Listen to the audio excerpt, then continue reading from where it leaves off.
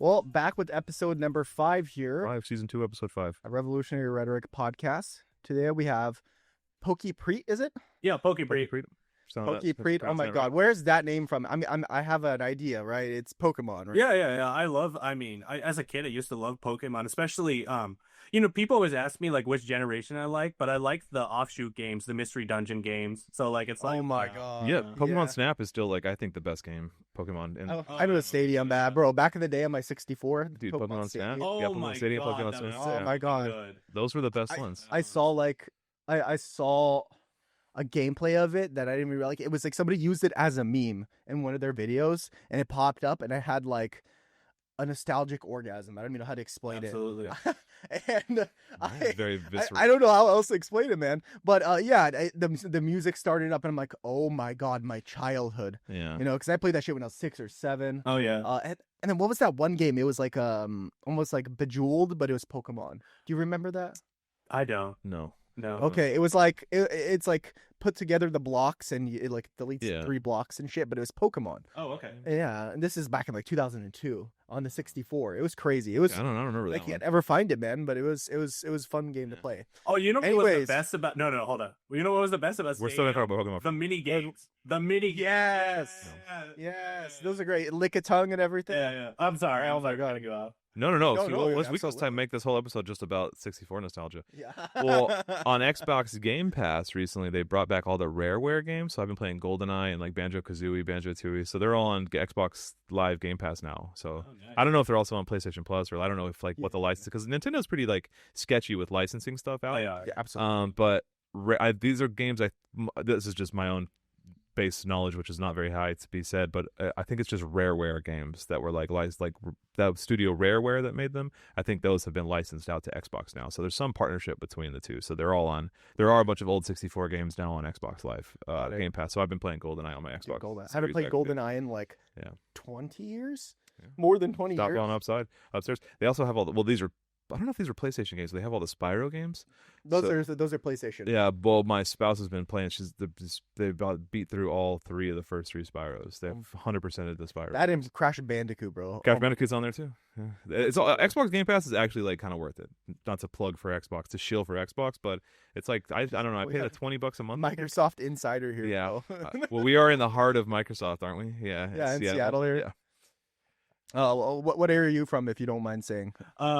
California, Central Valley of California. Okay. It's like a little bit of bumfuck nowhere on low key. Right. Like it's not the nice parts of California. It's not like LA or like fucking San Fran. It's just Hornsville. It's nice. and rednecks Okay. and See, I prefer that. I'm from southwest. I'm from Arizona, southern Arizona. So You know what? San Jose was pretty fucking nice. I'm not gonna lie. It is like that like Silicon Valley bullshit, but I do like the temperature and like that's north. That's outside. That's in the San Francisco Bay, that's right? just south of San Francisco. I've been there once. I went to a Smash Brothers Melee tournament there. A Smash Brothers Melee tournament. Yeah. No, San Jose is fucking nerd. Like Yeah, I From the went Bay to Area. Genesis 4. Yeah. I think was the Melee tournament I went to. Yeah, It was one of the big. this guy well, traveled to another state to go to a Smash Brothers. I Melee. traveled all over to go to my Smash God. Brothers tournaments. I used to be Wow. like a pretty hardcore Smash Brothers player. Whoa. I still play. I still play Netplay. Oh my God. Smash I Brothers. could play with you. There's a GameCube controller on my computer. desk. Fuck, man. Let's Yeah. play together. What the fuck are we doing? Sure, man. Absolutely. I still play Melee. Shit, I'll never man. die. Anyway, that was a weird intro, but hey, man. Poke Preet on you're biggest on TikTok, right? That's kind of like your main platform of choice. yeah, Then TikTok, Twitter. and then I got YouTube, and then I don't know, Spotify, Apple Pod, everything. Yeah. And we'll have all the links in the descriptions, both audio and video format of this. We'll have all of your links in your link trees, and anything else you want us to add it down there will be included. Of course. Yeah, but it's always his videos are always sticking out to me because it'd be like these white girls and everything, and in comes this brown. It's a Stalinist. Very radical, yeah. Very Like, radical. The TikTok dances, yeah. Got the fucking Stalin stash and shit. I'm like, oh my God. I'm like, this guy, if he doesn't blow up, he's gonna get assassinated. That's like there's 2 things that are gonna happen, and I really hope you blow up and don't get Yeah, assassinated. please don't get assassinated. Of course, I'll try not to. Yeah, we've had 2 weeks recently of just like really cool like TikTok content creators. We had Season the Mean Shirts on a couple weeks ago, and then now you, and just both the content is just so funny, and like I don't know, I find it really inspiring to see just like really clear, concise, like leftist content that is palatable for what we call like normies, right? For people that like is a good like entry, a gateway radicalization process. I mean, people are so brain rotted nowadays, and like they have no fucking attention span. Like you can't really. And also, I mean, even telling like the masses like go read Das Kapital Bozo, like that doesn't work, obviously. So like, yeah, I feel like volumes. It's good for agitprop at least a little bit. Yeah, for sure. Yeah, I mean, I don't want to discount it. It is important to read theory still. Like we definitely are. We're advocates for Marxist But how many literature. people can read anymore? But I mean, how many people can point. read? First of all, but also how many people are just going to sit down and read like all 3 volumes of Capital? Right? Like that's not practical to ask somebody. I haven't either. I should. I feel bad. I haven't. But I mean, I've read a lot of Marx. Bro, it's like reading Shakespeare. I feel like you can. Well, I have a couple. Well, I know, but like I'm talking about like the literal terminology that the man uses. Yeah, I'm sitting here. I'm like, I want to understand, but you're speaking something I don't understand. Yeah. To a certain extent. And so like it helps when you have people that have read it, are highly educated in it. Yeah. Or even somebody like Dr.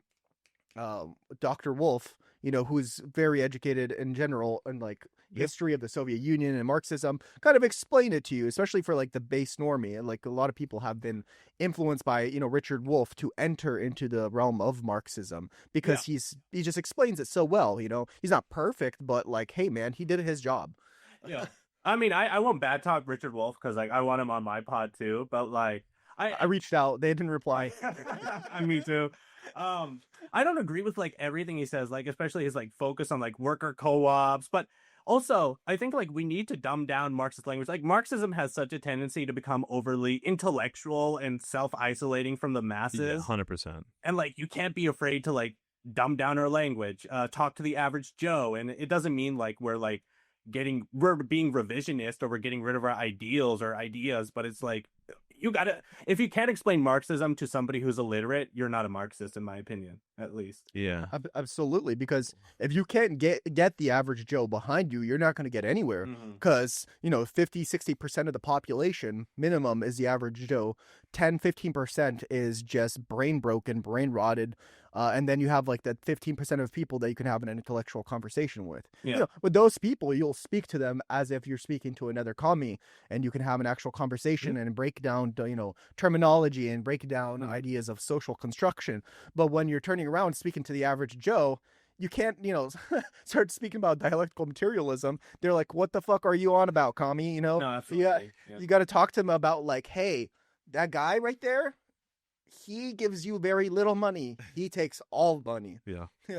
He's your enemy." What was that like that classic meme of like trying to say communist things without saying communist things? It's just apes together strong, and it's just the Planet of the Apes, like apes together strong. Exactly. Yeah. That's what it boils down to. Yeah, you go. I know. I have apes together strong language like all the time. Yeah, apes together strong. Well, I have these conversations a lot too because I go to a lot of doctor parties, right? And so like I'm with I've met a bunch of like fancy doctor parties pretty often. My spouse is an MD, and we're going to a doctor party tonight. That's where it is. It's like a house show. And so I've had these and then my spouse loves to bring up the fact that I'm a communist. That's how like they introduce me, which I'm like, you really need to stop doing that. But the communist. Basically, and so it's a great icebreaker at parties. But then they're like, oh, well, what does that mean? So like I have these varying levels of conversations almost like weekly now because of like that's how I get introduced to everyone as just the communist. I'm like the communist guy in like our friend group, and I'm like, okay, well, I would like more of an identity than that, but it's fine, I guess. So I don't know. I've had these conversations, and you're kind of right. It's like based on like who you're talking to. Like tonight, not to be super like classist or elitist, but I'm going to a party full of doctors. These people are like professionals with advanced degrees, and so I'm going to use like more intellectual language. But then if I were at like just a bar or whatever, just talking to people and introduce me, we gotta bleep same every time. I don't know how many times I bleep in an episode. Every episode, I'm really bad at this. They just don't want their name out. So. Yeah, and when we're at like a bar or whatever, I use like slightly like I don't want to say dumbed down language, but just like less intellectual and less. Also, if you're a bit intoxicated, you're not talking to I'm not trying educated aristocrats that are drunk like like they probably Plato don't know who something. Hegel is or whatever. It's like so I'm not going to talk about Hegelian, whatever, and it's like I mean, the idea of like an intellectual is such like a bourgeois concept, and it's based on exclusion, right? Like you use language that's sort of exclusive.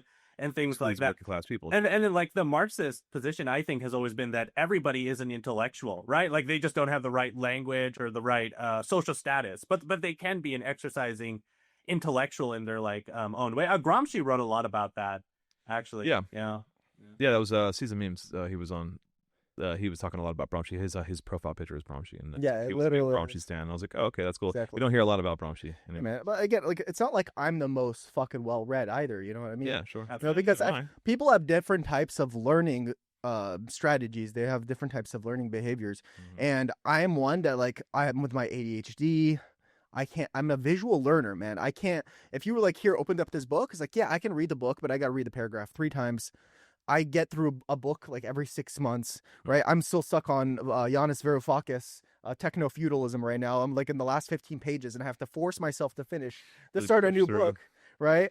But you put on a documentary, and I will like with the photographic memory remember everything in that documentary because I'm such a visual learner, and that's why I love like editing these videos because like I'm like, how can I express how I learn to other people that have like that same type of learning capability? It's not that these people are stupid. It's just that these people have a hard time receiving and understanding a concept through words. You know, if you're an auditory listener, people like to listen to podcasts and they learn the most that way. But for me, it's like, hey, you want me to do something? Show me how to do it once and you'll never have to talk to me again. See, I'm the opposite. I don't like to watch things like that. Like if it were like trying to research like a news article or whatever, I would rather just read like the AP article because I can read faster than I can watch a video. And if I watch a video like that, it's got to be like 1.5 speed or something. And so but I like reading and I'm a reader. So I've read 16 of these I'm booked 16 of this fantasy series in the last like couple months. And so like as this fucking Christ. But like 2 books a year. Yeah. But I don't like watching, you know, YouTube and stuff. But I mean, I think everyone's different, and you're right. Like as an educator, as an actual teacher, you're 100% right. That is how kids are, and like that's how we teach. Yeah. These you know, Gen Z and Gen Alpha, they're gonna be, you know, not necessarily brain broken, but like they are. They are. Well, They are. the way they 100%. consume content, the way they consume education. Same. I teach freshman history. I'm a freshman high school history teacher. They're so brain rotted. They're 100% brain rotted. Yeah. We're doomed. We're cooked, chat. We really are, dude. Like it's all just TikTok sounds in the classroom now. Like, dude, yeah. I just hear skibbity whatever like all day. What the hell? What the hell? What the hell? Oh my days! What the hell? Literally, that's all I hear all day, dude. Yeah. Are you a teacher or you work with kids? I'm like a teacher's aide, sort of like in between. Okay. Okay. Yeah, I teach 9th grade like world studies, like world history in Seattle, and it is a trip because it's just 14 and 15-year-olds and they're all brain rotted out. Yeah, but then you got to get their attention somehow. No, I mean it's fun. It's like, all right, like it's fun to talk like generation, that. Man. It's fun to talk. Okay, yeah. Like, I'll put in my assignments. Like most recently, or one of the recent things is like they had to write an essay, and I was like, all right, Chad, I want these essays to rizz me up, and that was like the motto in the class, dude. And so the kids thought it was the fucking funniest thing in the world, and so they were like, yeah, they really tried because they were bought in and they wanted those essays to rizz me up, and I was like, okay, cool. Listen, what did Lenin say? He's like, just give me one of your generation. Just give me one generation, and I'll like revolutionize pretty much the entire society. I love hanging out with them, but yeah, they are brain rotted to all hell. Yeah.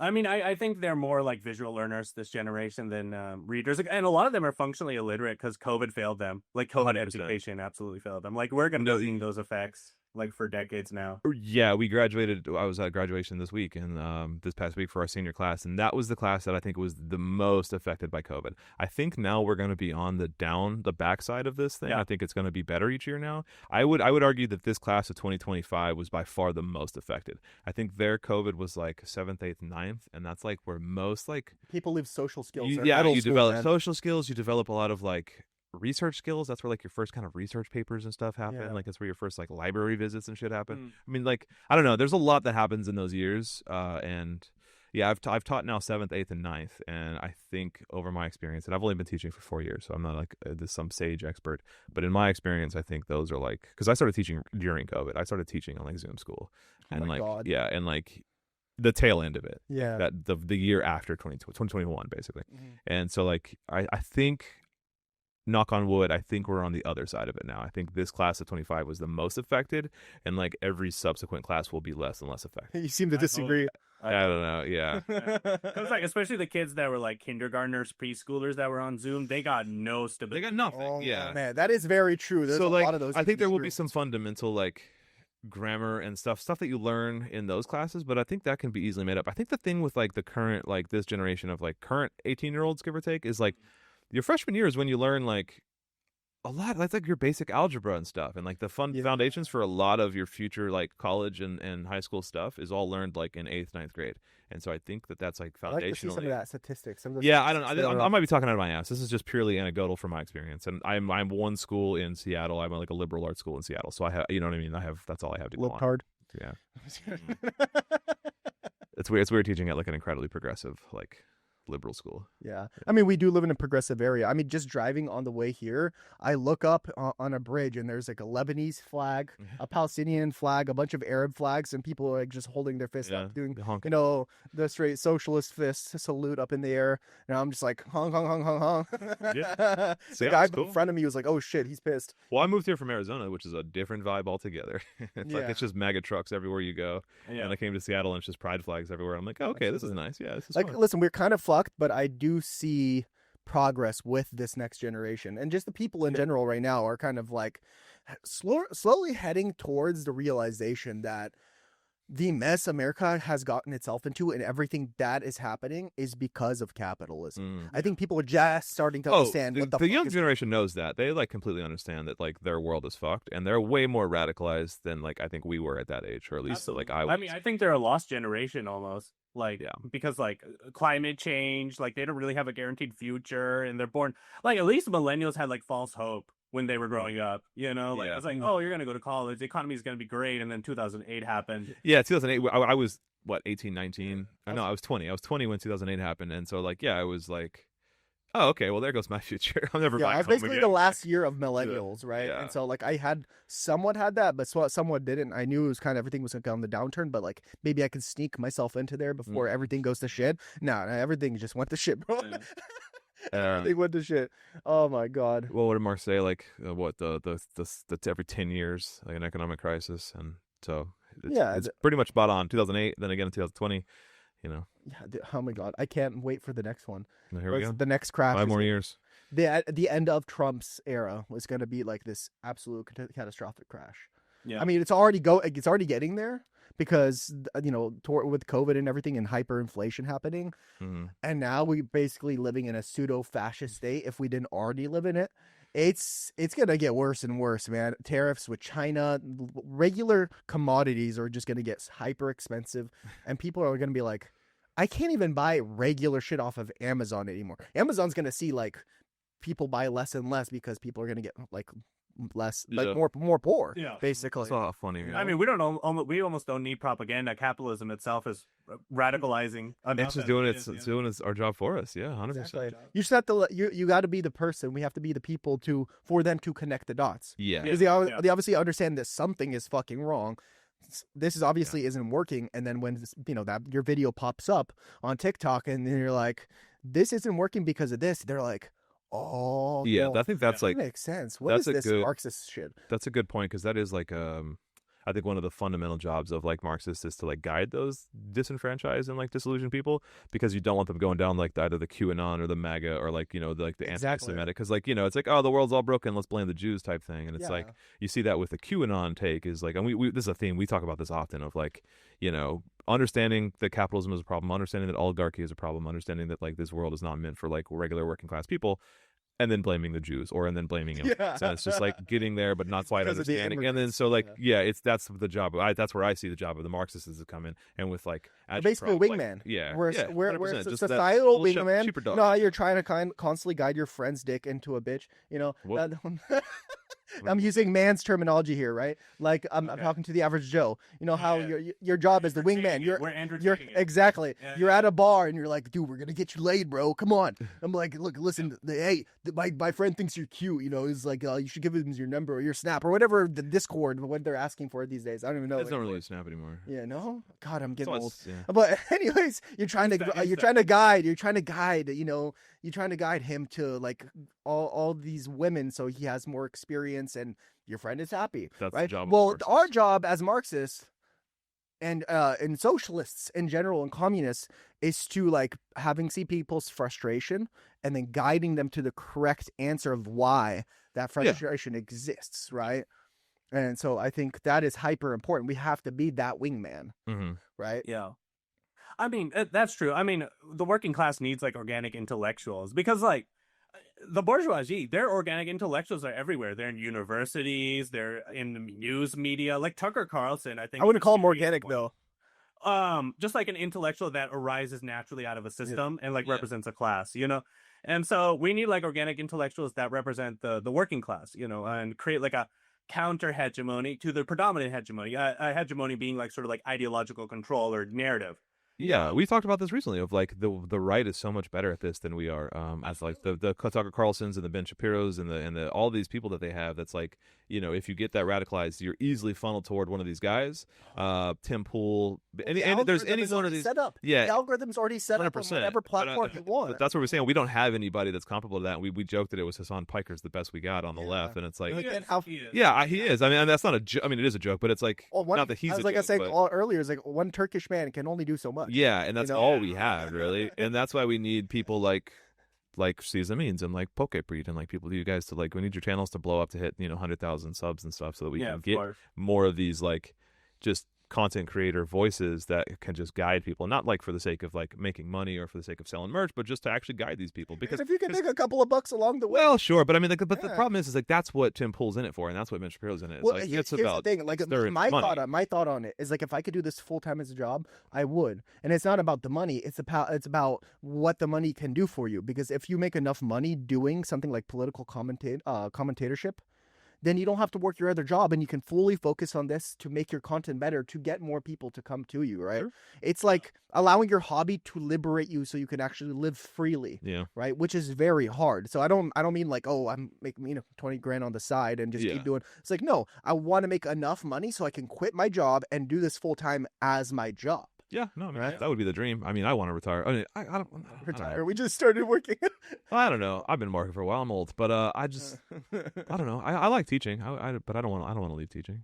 Yeah. But also, like, I don't like work. So like, there's that side of it too, where I don't want to just work. Period. You know. Yeah, you don't want to work for anybody unless, Yeah. I mean, well, it's not that you don't want to work for anybody, except you don't want to work for anybody. I want to, in a Marxist aspect, if you are working in a Marxist economy, you are working for yourself, right? You're working for the people. You're working as a community, and there's no actual boss, if that makes any sense. Because in a Marxist economy, you are the boss. Everybody is the boss. Sure. It's a democratic economy. Yeah, I think to some extent that actually lends to more hard work, actually, because like if we're all running it communally, and especially like when Marx envisioned like full communism, he envisioned like an end to the division of labor. So like our very like rigid roles we have, so like people take on multiple roles at the same time or like within a workplace. And so I think to some extent it may actually be more work, but it'll be fulfilling in a way, right? Yeah, Like, more kind of fulfilling community work. Yeah. Yeah.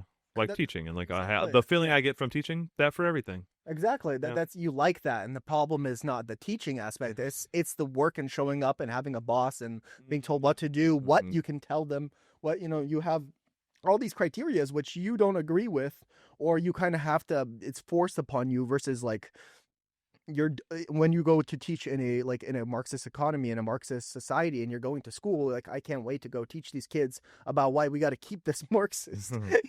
Yeah. It's almost like you're doing a deed to society by going to the workplace.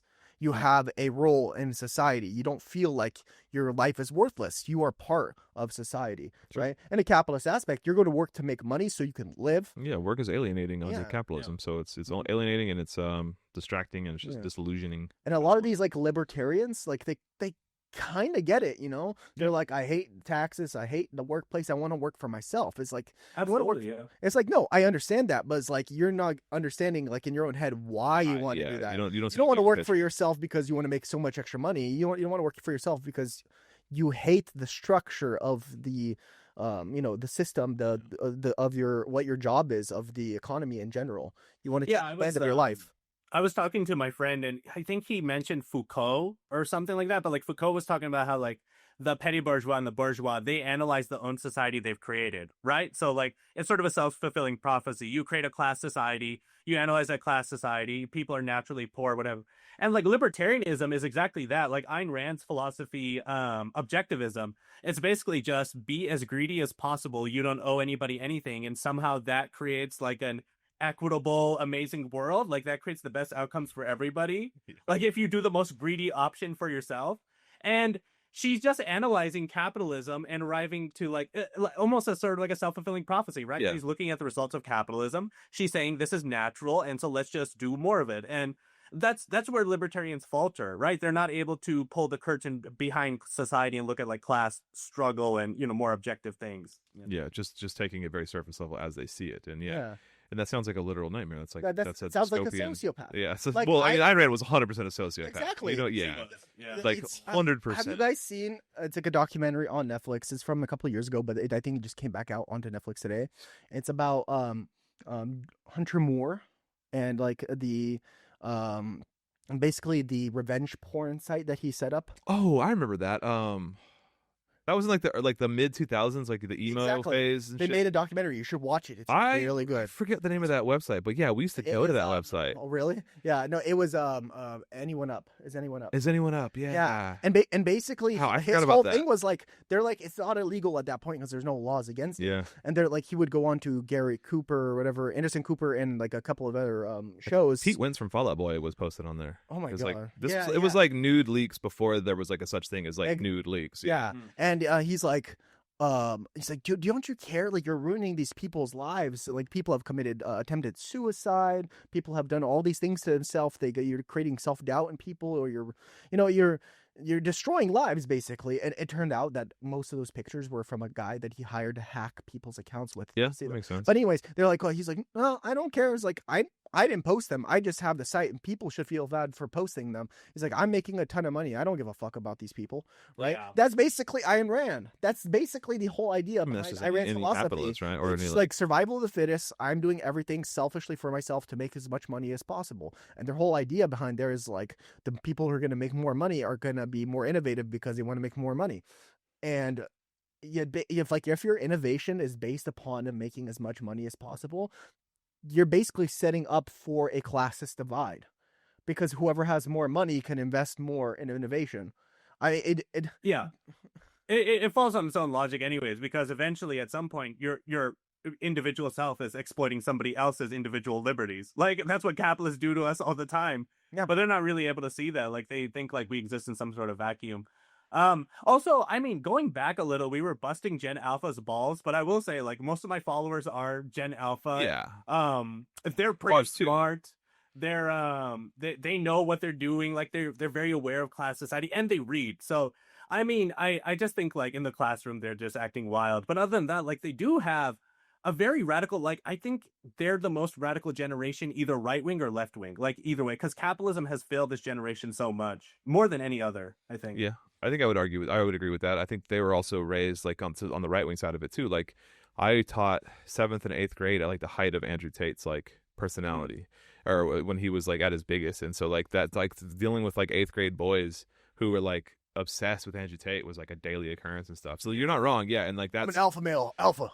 yeah, it's gotta like be it's alpha, like a man. 12-year-old kid asking me how many Bugattis I own, and I'm just like, shut the fuck up, kid. Like, how many do you own? The same number as you, actually. The but same yeah. number as anybody in the school. Not a Yeah, single person. I owns a was Bugatti. working in South Phoenix, Arizona, like in a poor district in Arizona. And just like, yeah, dude, but no, you're right. I mean, so like, yeah, they are equally as divided. But they're like, well, I didn't phrase that correctly, but you know what I mean. Like they are, yeah, you're right. They are the most, I think, radically politicized, either right or left. And I think I think that's just comes down to like they need proper guidance and mentorship And and like education, just man. people and education to break the mold of that. Luckily, Andrew Tate is not as influential by 10% Dude's as a how fuck Buddy nigga, was bro. 4 years ago. But like 3-4 years ago, I mean, you couldn't go anywhere on the internet without seeing Here's the Andrew thing: Tate. is like you can obviously see the change and the right wing propaganda, because like they obviously realize it's not working, so they try to give it another hack, a different like path, right? Because prior we had fucking Alex Jones. That was like, we had Rush Limbaugh, then Alex Jones, and Alex Jones eventually turned into a Rush Limbaugh, right? With a video camera and just a little bit more fucking psychotic of takes. And then Andrew Tate comes in. It's like, what is that? Then next we have Nick Fuentes, right? So you see this like neoconservative, and then you have this like fucking conspiracy conservative, and then you have alpha male, and now we're going into fascism. Like It's almost like a Christo pipe- fascist, yeah. Yeah. It's like almost a pipeline. And it's also ironic that the motherfucker's named Fuentes, it's like, Yeah. So yeah, he's like half Hispanic, I think. Oh, so it's weird because like I was watching an interview with him and he sort of third positioned himself into being a communist because like Haas was asking him, and the MAGA communist guys, I don't really like them, but Haas was asking him, would you support China? Who would you support in a war, America or China? He was like China. So like, what is going on? He's like third. Wow. Like it's such a weird like these third positioners have sort of third positioned themselves into almost being like against America on Russia and China. So I don't know. It's weird. I don't know. Yeah, I've seen that too. Like that's a weird thing on the right is like Well, this Nick pro-Russia. Fuentes was also like literally the same guy. Nick Fuentes was turning around and fucking basically criticizing Trump and the Republican Party for being pro-Israel. And it's not, and obviously right now everybody's like fuck Israel, right? Every normal sane person is turning around and saying fuck Israel. But he's saying fuck Israel because he's like an actual anti-Semite because he hates Jews and not because he hates this. Not because he hates genocide. And and it's so it makes him look like he's free Palestine. He's pro-Palestinian. He's certainly not. He just doesn't like Jews. Absolutely. He doesn't like Arabs either, for what it's worth. He But just that's also the doesn't like problem. Jews. Is like somebody like does not like Zionism, doesn't like Israel, and then they listen to his podcast and be like, this guy got a couple of good points. I don't agree with him on everything, and then the more they that's what happens. Yeah, the more they transition gateway, to that fascist state. Yeah, I mean, if you listen to Andrew Tate, he almost sounds like an anti-capitalist sometimes. Like, oh, he talks about class consciousness a lot. He is like class aware for sure. It's like again, it's the wrong take. He doesn't take it to its full. Like he doesn't follow that logic to the end. Yeah, but he gets some of the ways, and that's the theme we talk about all the time. Is like you not being able to get there because the path of like QAnon, MAGA, like extreme, like conspiracy theorists, like Christo-fascists and communists is a very similar path up until it diverges as to like the why behind it. But you can ride that line with those people for a while, and like obviously, like it will diverge. I'm not saying like the horseshoe theory bullshit or anything. I'm just saying that like understanding like that it's capitalism, understanding the oligarchy, understanding this like deep state, all of these things that we've talked about. But then once they diverge, that's the big crux point right there, and that's the most important part, I think. I think that's what's so appealing about these radical ideologies over like neoliberalism, because neoliberalism can't really explain, or at least mainstream liberalism, neoliberalism, can't really explain why our society is so broken right now, right? It's just sort of like, oh, this is normal. We're doing great. I don't want to admit anything's wrong. Like that was the Democratic Party platform. It was just nothing is wrong. We're not going to fix anything because there's nothing to fix. Nothing is good. Everything's fine in Bossing say, Yeah, and people don't take that bullshit. So of course these right-wing ideologies are very appealing because they're almost materialist, right? Like they're almost doing a materialist class analysis, and they diverge at the last minute. But then they diverge at the last minute. Yeah, but exactly. So like, but they do appeal to that. It's like, yeah, you're right. Your dollar isn't as working as far as you are working too many hours, and it's like they have that class analysis. Yeah. But they just do it in the wrong direction. Yeah. So and they have the class analysis, and that's why we have to pick up arms, execute everybody in politics, and install a fascist regime and kick out all these immigrants and Jews, right? And then do a book ban. Fucking deport transgender people. That's why I think ultimately, like, more people are radicalized to the right than the left because, like we were saying, we don't have people on that, or at least I think. Also, there's we're always at a data disadvantage is because we don't have like that grifter aspect of it too. Where it's like I don't think anybody on the left who's in good faith would go on and like create that platform to try to like get people in. And lie or like mislead or whatever. But the majority of leftists is like, listen, you might not agree with everything they say. Even some sock dems, you might not agree with what they say, but they believe what they say, right? And then on the other hand, like, you think Andrew Tate believes what he says? It's like, no, dude, the dude's an absolute grifter. Whatever makes him money, he will do, right? That's why he's got the Bugatti, right? He's not focused on class awareness or class consciousness or even like fighting societal problems like sexism or anything. He's focused on getting his money, and he's putting that whole ideology out there, right? It's almost like an Ayn Rand situation. It's like she had now analyzed capitalism, and it's not that capitalism essentially is wrong. It's just this is the way it is. You might as well manipulate it and just get what yours. Get yours. It's a sociopathic view. Right. And on the other side, Nick Fuentes actually believes. I believe that Nick Fuentes believes what he says. Yeah, it's hard to know how many of these people believe what they believe. Because, like, I know Tucker Carlson doesn't believe anything he says. He's just saying it for dollars. He'll say whatever script is put in front of him. And those are the neocons. Yeah. Made propagandists. Yeah. And I don't know, like, how many of these people actually believe. Like, I don't know if Ben Shapiro believes what he says, right? Like, I don't know. It's hard to say. I think some of them, 90% of them are like just paid fucking. I think so. Yeah, I mean, like it's like Tim Pool and like all of these internet personality guys, and like are you really that much of a believer, or do you recognize that this just is what gives you the money? Like Steven Crowder is like, does Steven Crowder really believe in all of these like things, or is it just because he gets paid to say He's these a things? gay man. He's like, I think he's well aware of what the right wing is, but he still does it. Oh, you're talking about Dave Rubin? No, Steven Crowder's gay as fuck. You think Steven Crowder's gay? I think Steven Crowder's a secretly wants to be a transgender person. Yeah, he cross dresses a lot. Oh yeah, he cross dresses a lot. Well, I know he cross dresses a lot as like but part yes, of the you're shtick. right. You're what you just said about the other person is Yeah, Dave Rubin is also Dave Rubin he's is married the to a gay man, man, but he's sorry. also a right wing. But Steven Crowder 100% is in the closet. I don't know anything about that. You think Steven Crowder's a closeted gay? Absolutely. I put then I feel bad. my for him. $2,000 in my savings on it. Come over to our side. It's way better on our side. I don't want any grifters on our side. Well, I don't want to. Yeah, that's fair. I don't want any grifters on our side. Well, I want to go back to what you said too, because you were talking about like the ineffectual like aspects of the Democrat, like neoliberal, like modern liberalism. And you're right. And this is something we've talked about before, is why we would rather talk to and like discuss politics and like frankly hang out with Republicans than Democrats if given the choice. Yeah, I can agree to that, low key, because like I'm in an area with rednecks, and it's like you can sort of get close to like class consciousness with rednecks, where like liberals, you're never gonna pierce this, that. like classism. There's like a little bit of like inherent classism and elitism, especially towards like poor people. Like these narratives, like, oh my god, a hurricane hit a red state. Well, you get what you voted for. Like that's genuinely.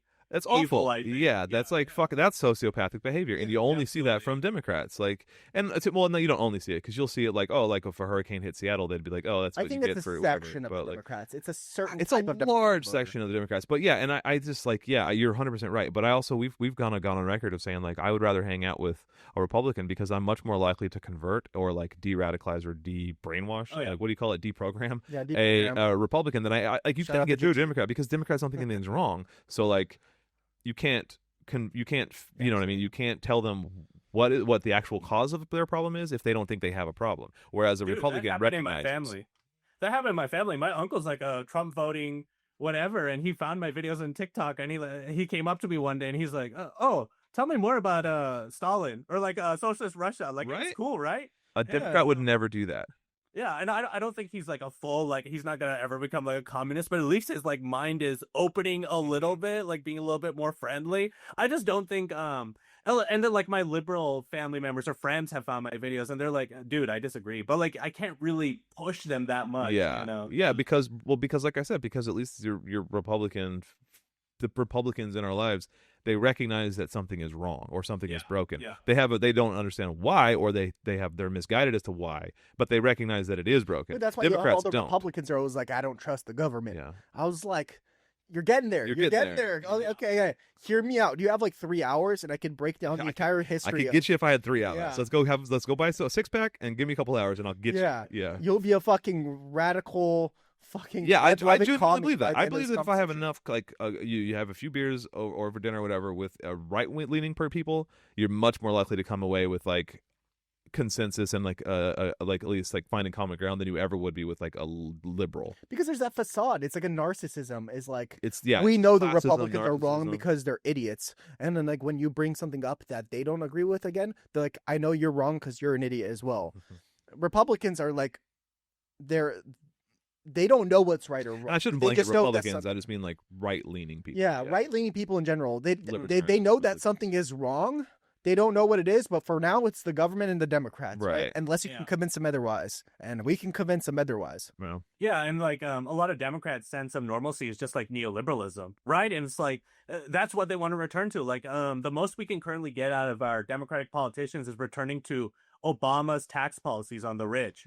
Like, are you fucking kidding me? Like, that's not even good enough. Like, that's the bar. That's such a low bar. Like, that's like lower than Reagan. That's lower than Reagan. That's what I'm saying. Like, Reagan. They would want to get like back. I was just about to say that. Like, yeah, like a modern Democrat's like idea of a good time is like Reagan era economics, and it's like that's you're just something that, or what would arguably be worse is Obama era economics. Yeah, absolutely. The Overton window has swung so far to the right that Obama, which would have been a Republican in the '80s, is now somehow a center liberal. Yeah, it's like fuck, man. Yeah, I was like, because what we're at like 21% for business tax, and during Obama it was like 28%, right? During Reagan it was up in the higher 20s, lower 30s. Yeah, right, 6 or something. Yeah, right. And so that's like even Reagan had possibly a more progressive business tax, private business tax than Obama did. Yeah. It's this facade. It's this narcissistic take that what they are doing is correct and they will never be wrong. Yeah.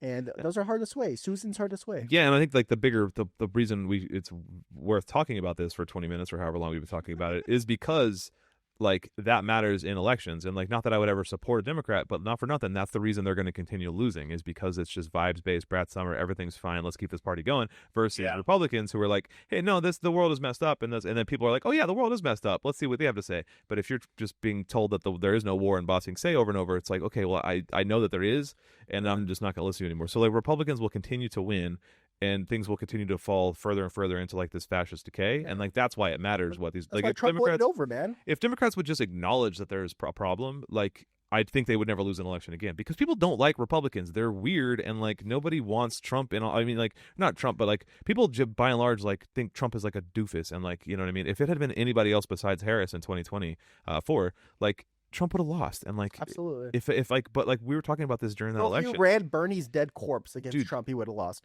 Right. It's just like, yeah, and so it's just, that's the frustrating part, is if Democrats just like literally took a stance on literally anything, they would have such an advantage, and they just refuse to take a stance. They just want to take the, they just see who the front runner for 2028 is on the Democratic side. Cory Booker, probably. No, I think like Buttigieg. Buttigieg. Oh my God, yes. Buttigieg. Just this the bland milquetoast neoliberal people. Hey, he grew out a beard now. Yeah, he doesn't look like a child anymore. He got upset on Twitter once, and now he's like a radical. I don't know. His dad was a Marxist, so he is definitely like a BlackRock CIA plant, though. Absolutely, yeah. Oh my God, 100%. He went from being a mayor of a small ass town to huge in Democratic politics. Well, no, but he also worked. He worked for what was that? What's that like? The company he worked for, it was McKinney, McKinsey, whatever the fuck. He's a BlackRock CIA guy. Yeah. A lot of the people that worked for that company came out and eventually went to the CIA and worked for these huge Fortune 500 companies as huge fucking people, huge CEOs or part of their board of directors and stuff like that. I had a teacher meeting recently, and like we always do like a random pleasantry, like icebreaker at the beginning of it, which is usually kind of annoying, but this one was fun. And it was like, what's the one conspiracy theory you believe is true? And I was like, oh, maybe. Oh, yeah. Now this is the moment I've been waiting for. I was born for this moment, so I was like, which one to choose? Like, yeah. And I went with that George H.W. Bush almost certainly had a hand in JFK's assassination, because I'm pretty sure that's true. But you should have gone with 9/11. Yeah, I was like 9/11 was an inside joke. I was like, damn, of all the conspiracy theories, I wanted to talk about my JFK. You should fuck with him and be like, Obama is a Muslim Marxist. Obama's a Muslim Marxist born in Kenya or whatever. Yeah. Oops. I mean, it is true. I mean, what the fuck was he doing in Dallas as a CIA agent when like JFK was I mean, it makes no sense. No, there's so much evidence that he has like, if at least not a hand in it, at least knowledge of it prior or something. Like, because I mean, they were watching Oswald. He was in Dallas as like that CIA section. We talked about this. We have a whole short. I'm obsessed with this story, but yeah, I'll bring it up any chance I get. But yeah, he's involved. Oh, he's involved, because there's also been, this is the most damning evidence, and this is like it's kind of anecdotal or whatever, but it's like, sociologically, this is my most convincing piece of evidence, is that if you ask anybody who was alive during 9/11 where they were, they can tell you. If you wouldn't ask anybody who was alive during that assassination, they can tell you. Yeah.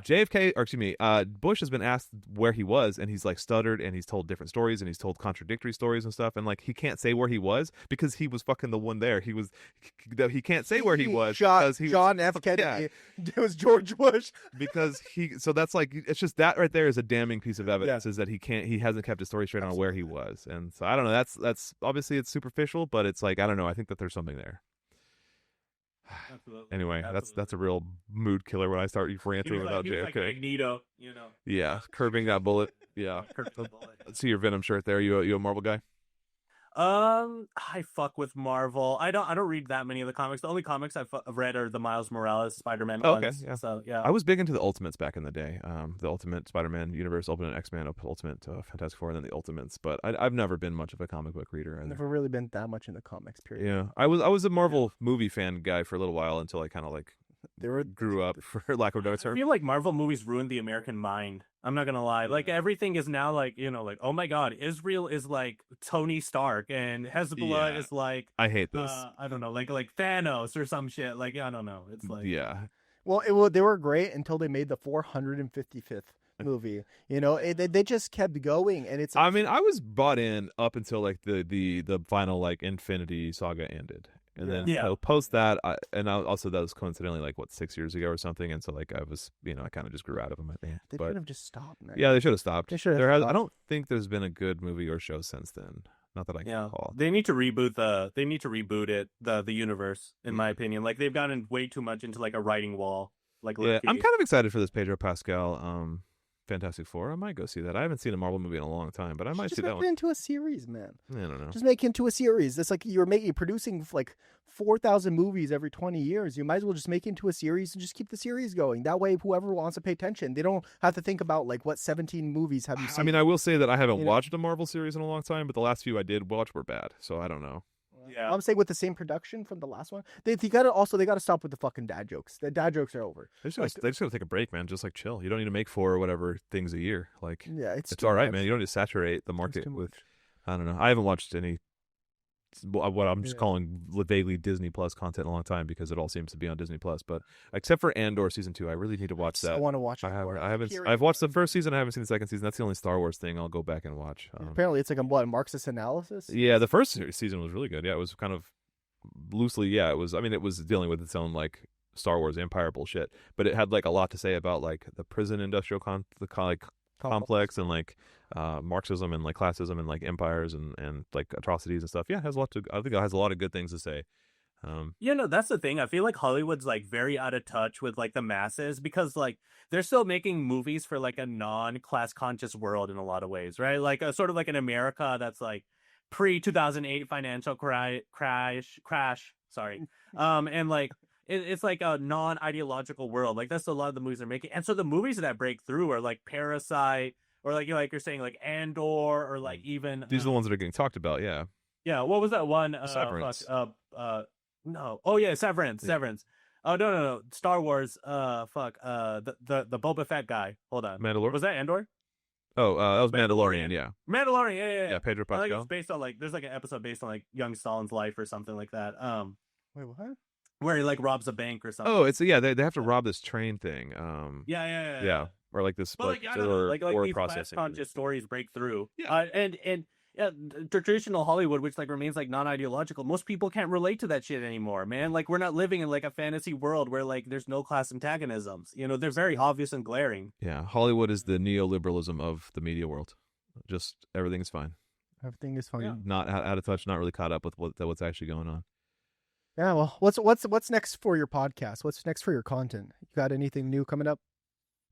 Next we're probably gonna go over State and Rev eventually, and then other than that, we've been interviewing like a lot of professors and things like that. Like they're not like inherently Marxist, but they're like on the leftish. So like their ideas are cool, all that. Yeah, because Kano's telling me your background's in history, right? That's what you're.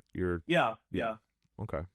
Well, if you ever get a chance, talk to Green and Red podcast. One of them is a climate activist. He's heavily involved in climate change action, and the other one is a retired professor. He just retired, and he is a socialist professor.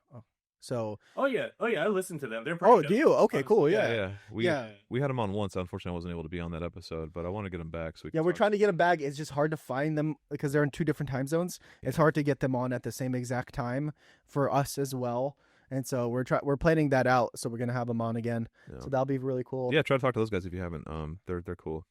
Yeah, of course. And other than that, like we don't have anything planned so far. I don't know. Like everything comes last minute usually with us. Yeah. Well, what started you kind of down the path of like online like content creation? Like where how did you start? Embarrassing. Okay. It's embarrassing. I want to hear it now. Originally, I was just making like content to get a date or something. Like I was trying to find myself like a Marxist or like a femboy, e-boy, some shit like that, like a socialist, communist, Maoist. And so like a lot of my early content was like very fucking horny. I'm not even gonna lie, like thirsty. Yeah, it was like like when the Maoist femboy pegs me or some shit like that, Oh my god! And then did it work? And then, like I just kept did it work? Any dates? Never. It's like, you know, it reminds me of, it's like when you're going to the gym, you want to go to the gym, you know, to look really good for the women, and the only people complimenting you are the dudes at the gym. Yeah. And it kind of reminds me of that. No. My DMs are full of thirsty straight men. Like all just thirsty straight men. Like, Thirsty straight men. Yeah. Yeah. How- Looking good, champ, or something like that. Ah, okay. Yeah. Just fellow bros trying to Fellow hype bros, you up, yeah. you know. Yeah, the fellow bros are always trying to hook, you know. I mean, it's like, damn, bro, it's like you always give me compliments. You're trying to fuck, like, what's going on? I mean, let's talk. No, Yeah. I'm taking now, man. It's too late. And then I just kept on making videos, and it transformed into its own thing. And now it's like nothing to do with the horny content. Also, my first account got banned. Second account, third account, fourth account. I'm on like my fifth, but like Jesus. nowadays, Christ. I'll like occasionally post something like horny-ish, and people will be like, "What the fuck? Like, dude, what are you doing? On Twitter, bro. What are you doing?" It's like I'm just like, bro, this is what I started. It's a throwback. This is what I started. That's vintage. That's vintage Poke Preet. Yeah, I've seen some of that shit on Twitter, bro, and I'm like, Marxist analysis. Where are the people to peg me? Marxist analysis. Marxist. I'm just like, I respect that. yo, what? Like, what is going on? Did he get hacked? And then it was like, oh, 1 week later, it's like, damn, bro, you looking good. I'm like, oh, what? I was like, this guy's a fool. I love it. We got to have him on. Well, before we end, I want to ask you the same question we ask every guest. What radicalized you? People don't come to Marxism, I think, naturally without some kind of catalyzing event. I was like, I was raised in my family's Maoist, so a lot of maybe them were. you're an exception then. Okay. Yeah. Well, I mean, sort of. Like I was raised in that environment. A lot of them were in the Naxalbari, so it's like a student uprising in the red quarter of India, and so is that the Kerala? No, that's not Kerala. Kerala is a different. That's under CPI Marxist, and then Okay. they're under CPI Maoist. So it's a fucking mess, like all the sectarian parties. It's hard to explain, but they became radicalized during the 60s, 70s. There were a lot of student movements, and I was raised in that environment, but I never really identified as Marxist until like 2016, when like Bernie Sanders started running, and I was just like, oh, you know what? Like, I'll check out some socialist theory, you know, like what the hell? And I opened up the Communist Manifesto as like a joke, you know, it's a meme.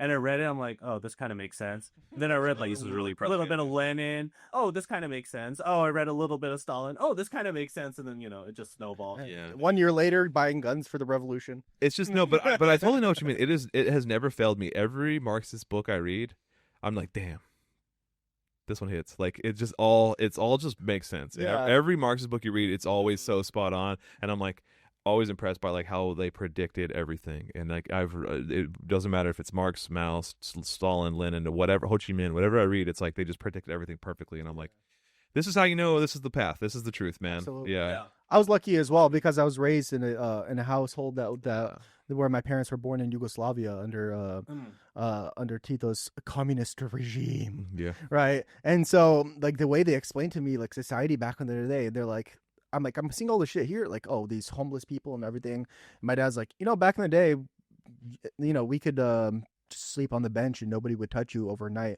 Yeah, if you didn't have a job or something like that, they'd find you a job, whatever. Like all these like little things. And I'm just like, why can't we have that here? That sounds great. I'm like, wow, that sounds like a great idea. What's all the little anecdotes you hear about like China? Even it's like, yeah, there's really no like homelessness in China because it's like they just take care of their people on the streets the or whatever. hell? It's like, oh yeah, why what a can't we have that concept. here? Taking And then I didn't even civilization. understand what that was, right? Yeah. And then I just started looking more into like reading more, looking into suddenly, you know, honestly, Richard Wolff. Yes, that was your guy. Yeah, that was my guy. He really kind of explained a lot of like the basics to me, and then I read farther, deeper than him, and started understanding like actual socialist theory more and more. And then I didn't become like a Marxist and a Leninist until like 2019. 2018, Mm-hmm. like an actualized like I am a communist Marxist Leninist. Yeah. I was always just a Marxist or a socialist. Yeah. The thing I will say, like going back to your point, like where like, you know, Marxism is such an intoxicating, even Marxists I disagree with. I'll always find like a point that's like, oh yeah, this is spot on, right? Like, or Trotsky or like, you know, like I'm a Stalinist, I'm on the Stalin side, but like Trotsky or like Bordiga or like, you know, I'll read these Marxists and it's like I don't think there is such a thing as a shitty Marxist take necessarily. I agree. Yeah, I agree. Inkling of truth in them. Yeah. Like, honestly. Well, I mean, like, agree. even somebody like Parenti, I'm like, dude, everything he's saying is gold. And then he'll start talking about Yugoslavia post the war, like 96, 97. And he's like defending Yugoslavia past 96, 97. But that's like not Yugoslavia anymore. That is just Serbia saying that they're Yugoslavia because they're still with Montenegro, right? So they're like, like if you actually read what happened during what Milosevic did and shit like that, you're going to be like, this guy was a piece of fucking human garbage, right? Like genocidal.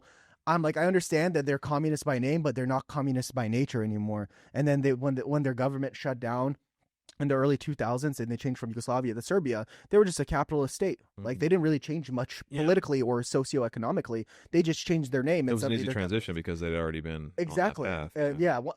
Communist Yugoslavia died out in 92 when the war fully began, right? And so that when he kept trying to favor Milosevic over, and it's because it has to do with NATO, right? If you're anti-NATO, you're pro-Serbian, but I'm neither. I'm neither because I fucking hate the Serbian government, but I hate fucking NATO. And some people that are like pro-NATO or like anti-NATO, they're like pro-Russia. I never understood that shit. I'm like, Russia is just another bourgeois state. Well, same thing with Serbia after Yugoslavia fell apart.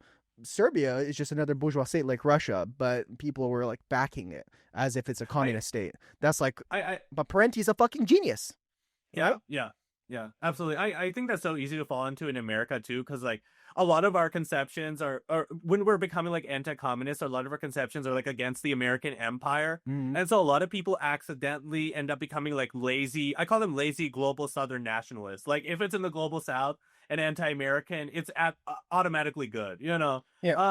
And there's some truth to that. Like, you know, usually you are on the right side, like, you know, like the Korean War or whatever, the DPRK or like Vietnam or whatever. But like sometimes you end up backing like Rhodesia or like Yugoslavia or Pol Pot. And you're just like, Pol Pot. The people that end up backing Pol Pot, I'm like, you're a psychopath, bro. Like Russia. That's the sketchy one. Like, and even like some like leftist people today on like Instagram are like just very pro Russia, but again, it's okay to be anti-American, but it's not. But you got to also evaluate who is being anti-American. So exactly, and that's the important. Remember, Russia is still a bourgeois state. If Russia was the largest country on earth, they would just be another America. They just happen to be not as powerful as the U.S. Yeah, right. All right. Well, I mean, the reason Russia was even dissolved was or the USSR was even dissolved was because Russia was hoping to get into the EU, into NATO. Yeah, Putin talked with fucking George Bush about trying to enter NATO in the EU. Yeah. I mean, they want to be part of the Western capitalist bloc, and then they just realized, we're like kind of Eastern Orientals, and they're never going to let us. They're never going to let us another party. Yeah, chauvinism. Yeah. So just create like a counter bloc, like a counter capitalist. And then BRICS is doing pretty well. So yeah, except India. Well, Modi being a fascist and shit, you know. I think India's going to get kicked out soon. You think India's going to get kicked out of BRICS? Yeah, absolutely. I don't think so. I don't know. Yeah. BRICS is very non-ideological. Yeah, it's just trade basically. Yeah, it's just NAFTA basically. Yeah, but India is like starting to slowly suck up to the U.S. and the BRICS. The whole point of BRICS is to get away from U.S. monetary control. Yeah, I guess it depends on what trade deals India makes with China, like with America, and like that. What goes on? Because like Modi and Trump being friends is really largely irrelevant to BRICS and the future of BRICS. But Modi and like the Department of American Commerce is like that's a whole different thing. I don't know. We don't have time to get into all that, but I would love to. We didn't talk about not to be totally assumptive to make assumptions, but you mentioned your parents. You're from India. Your parents are from India. Yeah. Okay. We didn't talk about anything Indian communist related because I would love to hear more about these Indian political parties and also your take on Modi and the kind of the current state of India. If you have a stake in the kind of the current state of India, I mean, you're an American living in America, so you might not care or know too much about what's going on in India. Not to assume you do, but. I know the basics. Like, India used to be a very like secular. It used to advertise itself as like a secular democracy, you know. So like after independence, it was under the Congress Party, right? So post independence, under the Congress Party, we're a secular democracy. Hindus and Muslims and Sikhs, and we're all living together happily. And then capitalism fucking devolved, and it needed pseudo nationalism, and so the Hindutva. They got into power in, I believe, like 2014 under the BJP, and they have just redefined India's secular democracy into being for Hinduism. Yeah, basically, right? So pro, and they have these like very odd readings of history. So like before the British, India was ruled by the Mughals, right? So this Muslim empire. Mm-hmm. And they'll connect that Mughal empire to like modern day Muslims that are living in India. There's a sort of like lost cause narrative, like we used to be great and they ruined our country, so let's get rid of them. There's this like sort of ahistorical take where like these are all non-native people, right? Like these are foreigners who came from somewhere else and not people who were like converted naturally. And so it's really like devolved into like pseudo. It's the story of every single liberal secular democracy as capitalism devolves. It devolves into rabid nationalism and hyper nationalism, and then in group out group. The two major parties are the CPI Marxist that rules Kerala, under like a united front sort of with a bunch of other leftist parties, and they do a pretty good job. They're mostly like social democrats. They're like reformists. Like I wouldn't say they're revolutionary, but they have the highest literacy rates, highest life outcomes. Like they run Kerala pretty well. And then the other one is CPI Maoist, and so that was created in West Bengal when there was like this uprising of peasants in an area called the Naxal. And so against landlords, this armed uprising, and it just exploded into a Maoist movement called the Naxalbari movement. Well, I'd love to hear more about that. I mean, would you mind coming back on at some time in the near future for like a part 2 of this conversation? Because you just opened up so many avenues of discussion that I would love to follow. This is an area I don't know a bunch about, and I would love to just learn more. Unfortunately, we don't have time for it kind of today. I do have to get going pretty soon here, but I just would love to kind of continue that conversation if you're amenable enough to a part 2 of this in the coming weeks. I'm down. I'd have to research a little bit. Yeah, just a little. enough. Well, we never do any research, so don't feel obligated. We just kind of we shoot from the hip around here. Yeah. We do some research. Okay, yeah, we do a little research. but We don't even get to talk about the whole Trump-Elon divorce. I'd love to get into that, but we just don't have the time. We'll have to save that to the next episode because, man, that has been fueling my my dopamine this past week. Yeah, it's great. It really has. Yeah, It's been good stuff. Well, awesome. Thank you so much, PokePreet. We really appreciate you coming on. As mentioned at the beginning of the show, but we'll have all of your links to all of your platforms and anywhere else that people can find you in the description below. Where can the people follow you? Where should people be searching you out? You can find me on TikTok. I forget my handle because I've been banned like 5 times, but it's We'll like have it not linked. PokePreet or like PokePreet1. It's not Pokemon. It's currently not PokePreet. Yeah. Okay. You can find me on YouTube under the same name. My podcast and like sort of like my shitpost channel, they're both PokePreet. And then on Spotify and Apple Pod, you can find my podcast, the PokePreet Pod. Perfect. Yeah, we'll have all the links to those below. Go check PokePreet out. Give them a follow wherever you hang out. Thanks so much for coming on, man. I really appreciate that conversation. That was fun and enlightening. Yeah, of course. Thank you. Yep. Well, thanks. Same here. Yeah. Good.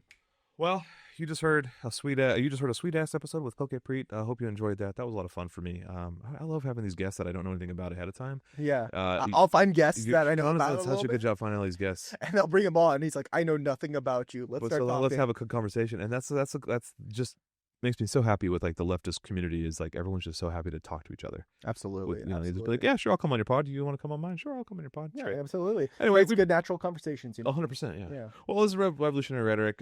Follow us wherever you get your podcasts. There's an audio version of this wherever you get your audio podcasts. Leave a 5-star review on your podcast app of choice. If you prefer video, this will be on YouTube. Go ahead, like, comment, share, and subscribe to the YouTube video if you want to see our smiling faces. Follow us on social media wherever you get your socials: TikTok, Twitter, Instagram. We do have our own Discord. We do have our own private Patreon, which is free. It's a free Patreon with backup bloopers, kind of some bonus content, stuff like that.